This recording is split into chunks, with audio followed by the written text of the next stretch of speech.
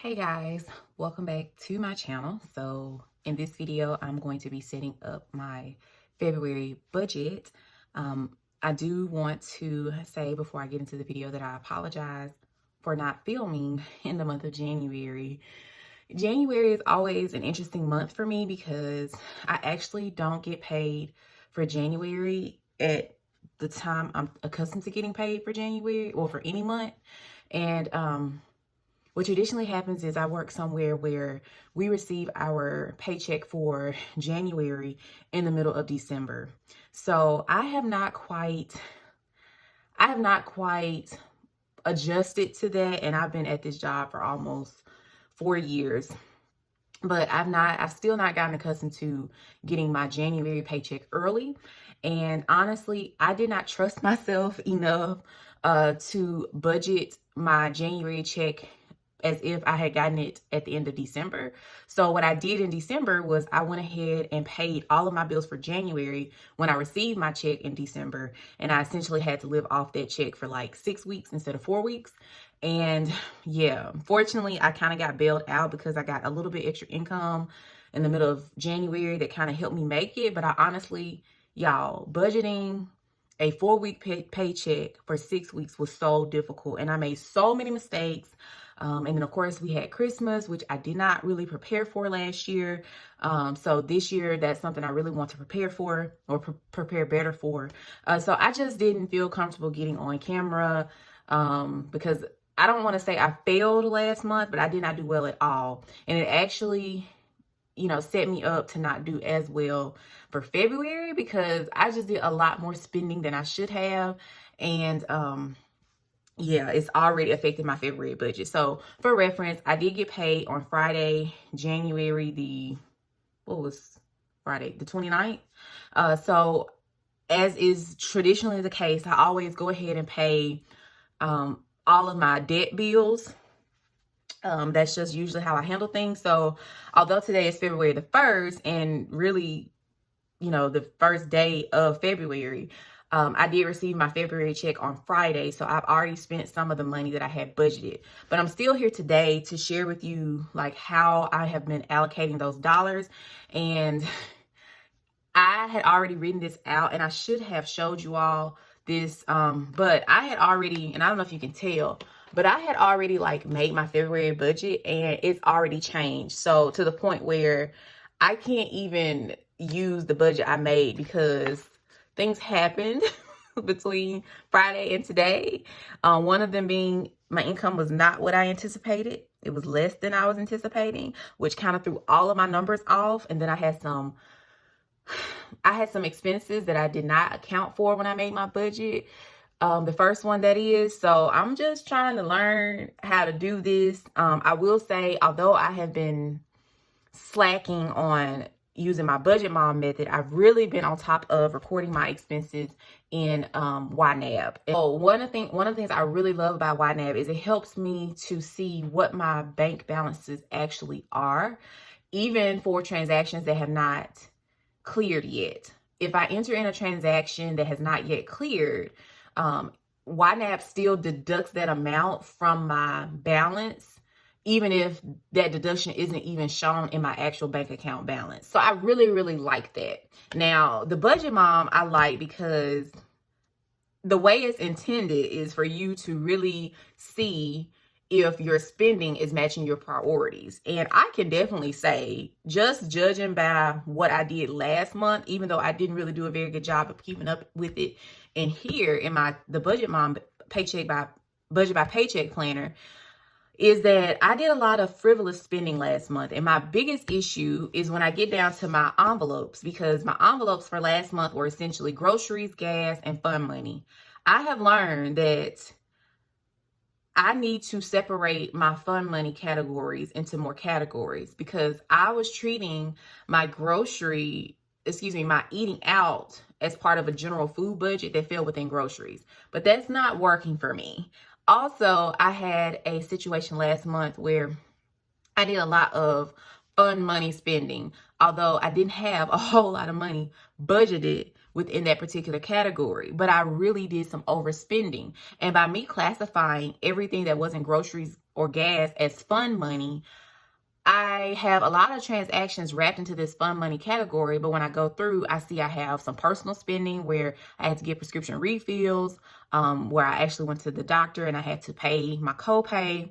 So my fun money category is just not enough. So instead of me having 3 cash envelope categories, I now have about 5 or 6. Now, I don't want to have too many, because one thing that bothered me, and one of the reasons I only had 3 cash envelope categories, is, to be honest, when I had more than 3, there were some categories that didn't have any money in them at all. And that just kind of, if I'm being honest, that kind of agitated my scarcity mindset. And so I thought, well, if I have 3 categories and I collapse them into, well, if I have 6 categories and I collapse them into 3, then I'll definitely have money in all 3 on paper. But it didn't work for me because, again, I wasn't able to break down my spending or really analyze my spending, because my fun money really included so many other categories that I can't really assess, like, other than knowing the fact that I really overspent on fun. I can't really see where my problem areas are. So now, enough with that tangent. I'm going to go ahead and map out my February paycheck bill tracker. So for income, like I said, I was expecting to get paid one amount and I did not get paid that amount. So it just kind of threw my whole budget. So salary, well, I budgeted for $2,997. So I actually received $2,925.41. So I'm not sure if you can tell the difference, but that is actually a difference of about $72. So keep that in mind, because that really did affect me, especially with my variable spending. But in addition to my salary, this is a month where I am going to receive some extra income, and this income includes a return that I made last month that I've yet to receive my money back from. And when I contacted the company, they told me it would take 10 to 14 business days to get my refund. So we're approaching that 10 to 14 day range. So hopefully I'll have my refund by the end of this week. And so that is, I'm noting that as miscellaneous, but I'm expecting $200 and some change. I won't fill out the actual until I actually get the refund, but I am anticipating $200 for that refund. I'm also going to receive, anticipating some rebates. So for those of you who don't know, whenever I shop online, I use Rakuten, which is formerly Ebates.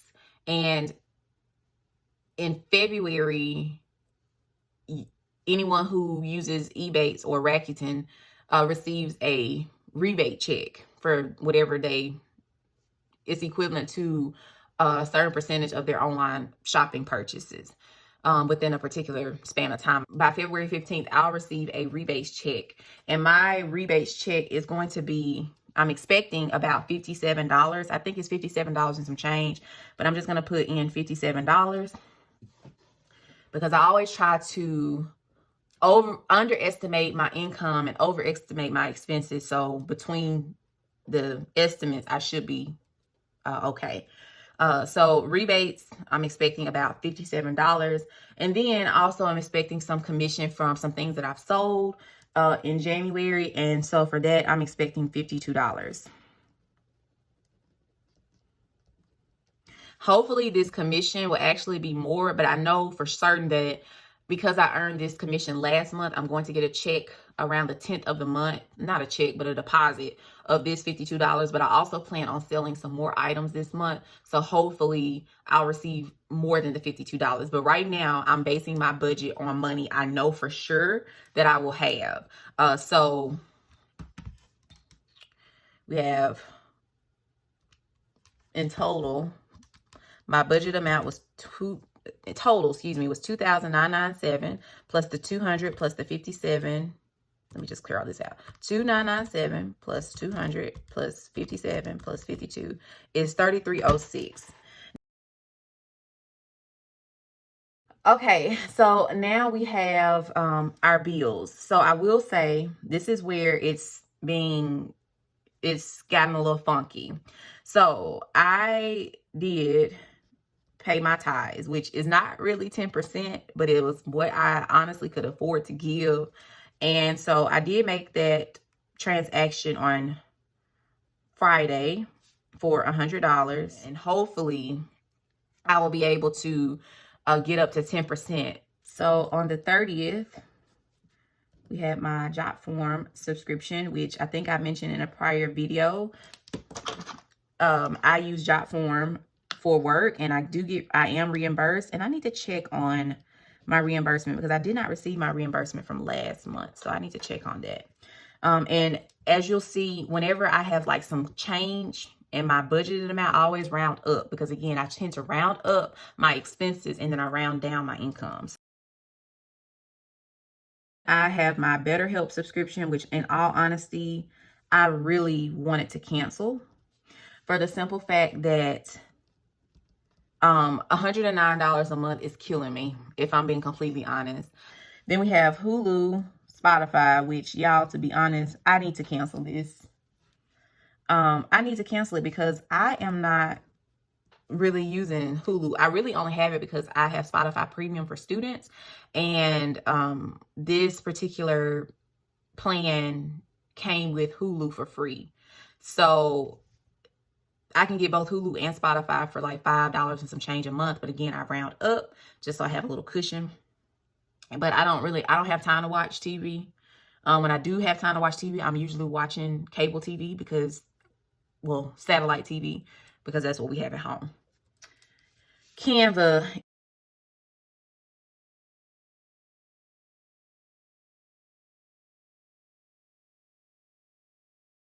is $12.99 a month.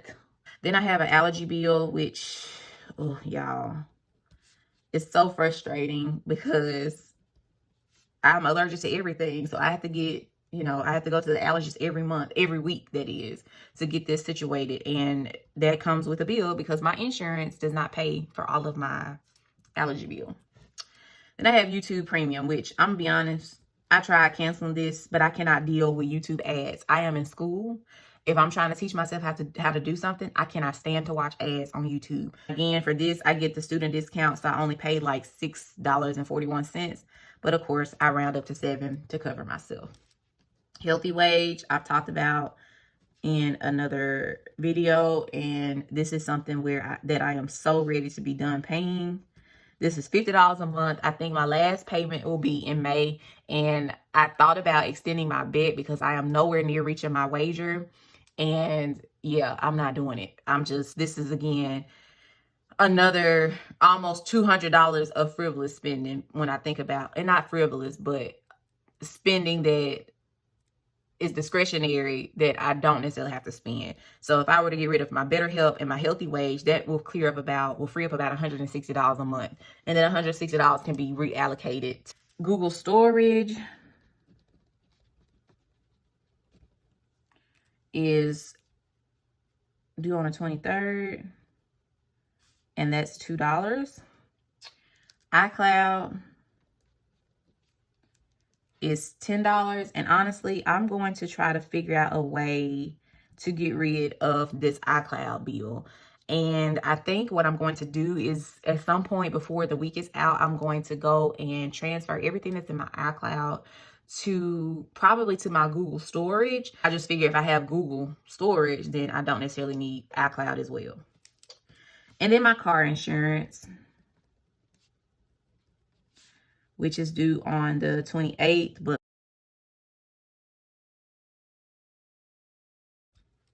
and then also what I want to put on here are as just a general bill, and I'm not going to specify, but it's my debt minimum payments.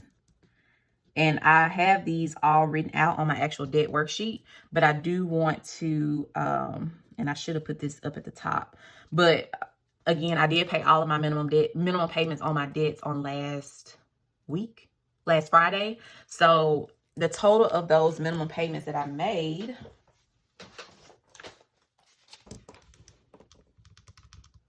so I have made if you can see it. That's off frame.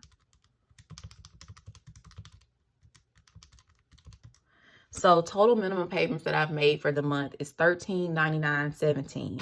And I do anticipate making an extra $100 payment. So I'm going to go ahead and make this. I'm just going to make it $1,500.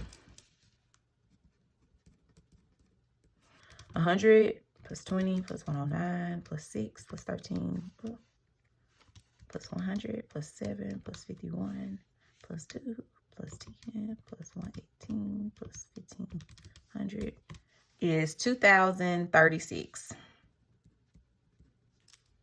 Mention is I had in here that I was going to pay a tax preparer to do my taxes, but I think that I'm going to have to put that off until next month.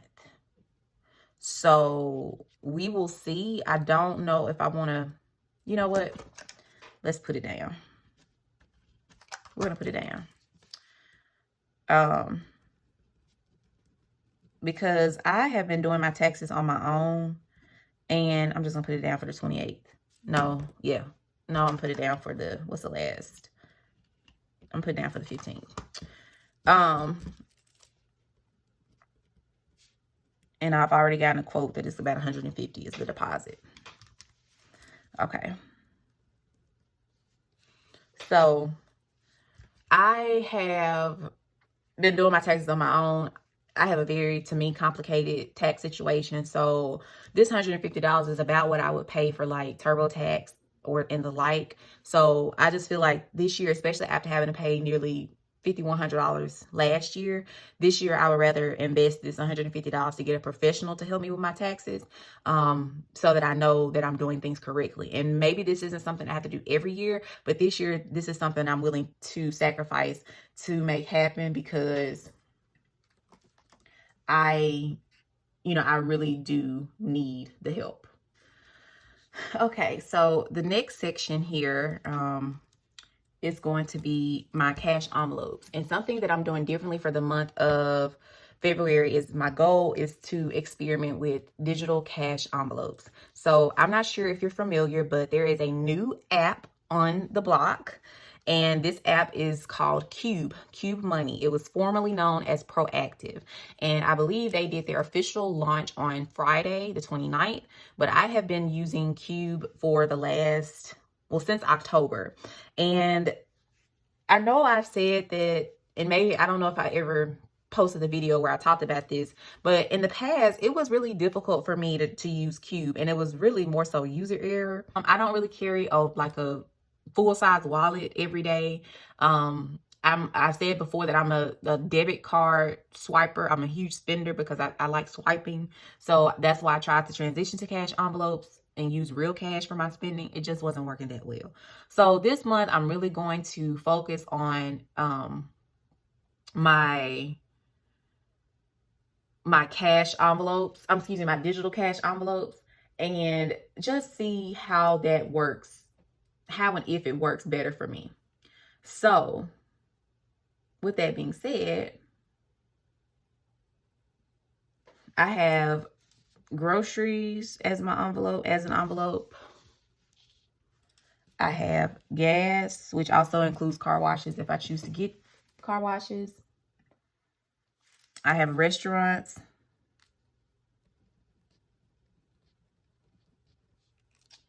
I have personal.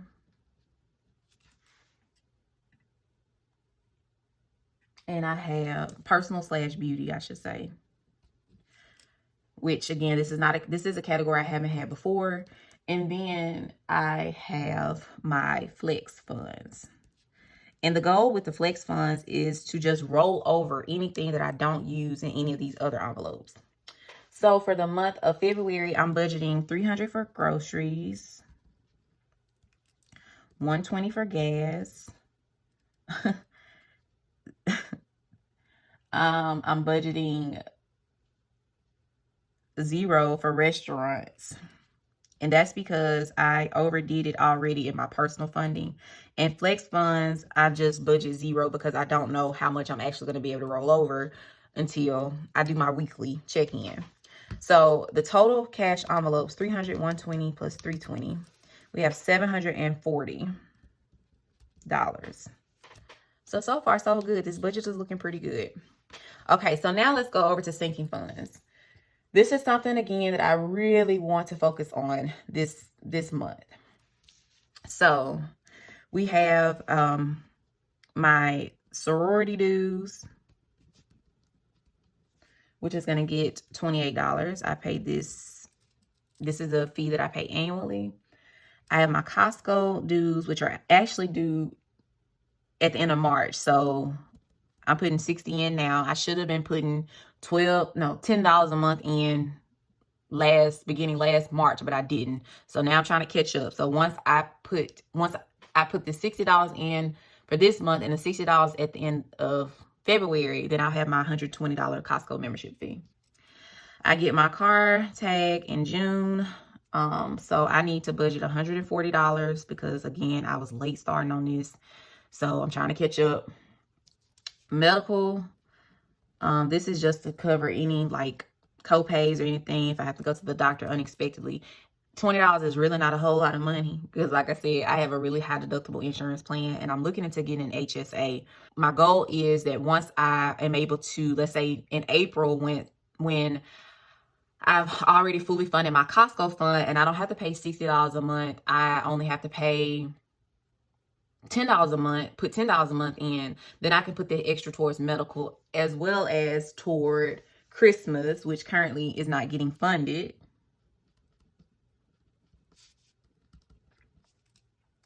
And then also car maintenance, which is getting $20. And then I just have a general memberships. And this is just for anything other than the memberships I listed up here. But this month is not getting anything. And it always bothers me when I'm not consistent with my... And education, which is not getting anything. And my education fund is really just for me to buy textbooks. 28 plus 60 plus 140 plus 20 plus 20 is 268. Since I know that I didn't actually get, I'm sorry, you can't see. Since I know I didn't get 2997, I got 2925. I'm going to, and I know that these are definite yeses. I'm going to recalculate my leftover amount so far to figure out how much I can actually put towards debt. So instead of 2997, I'm going to do 2925. And I'm not even going to add that change in. Plus the 200 plus 57 plus 52. So 3234. Minus this 2186 minus 740 minus 268. That leaves me with $40. So that is so scary, y'all. That is so scary. So I'm going to put that $40 towards savings. I just made the executive decision to put that $40 towards savings. And that's what I'm going to do. I'm going to put it towards savings. As a matter of fact, I'm putting it toward capital. So no extra debt payments this month. That bothers me. But I see that I have overspent in some areas already. Like I said, I know I've overspent in personal beauty, but I'll do that. I'll go over those numbers in my weekly check-in, because I think by the end of this first week of February, this personal / beauty is already, that budget is spent, is blown already. So yeah. So my savings total is $40, which is not a whole lot, but you know, something's better than nothing. I've been trying to do the 52-week money challenge. And I think for the month of February, that's weeks 8, 9, 10, and 11. I think